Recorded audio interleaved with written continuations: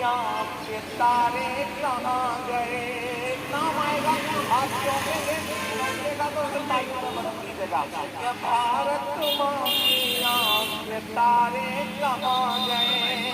अच्छे दिनों की तरह उन्हें भी खोज रहा, कोई बताए अन्ना हजारे कहाँ गए। कोई बताए अन्ना हजारे कहाँ गए। कोई बताए अन्ना हजारे कहाँ गए। आजकल ट्विटर पे एक और बड़ा मजे का कार्टून चल रहा है नदीम भाई।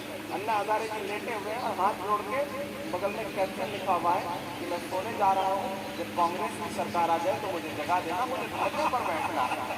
मैं चार दूसरा और पढ़ता हूँ साहब। एक हवा बनाने की कोशिश की जा रही है, एक लहर जो बनी थी उस लहर को बचाने की कोशिश में हमारे देश का मीडिया लगा हुआ है।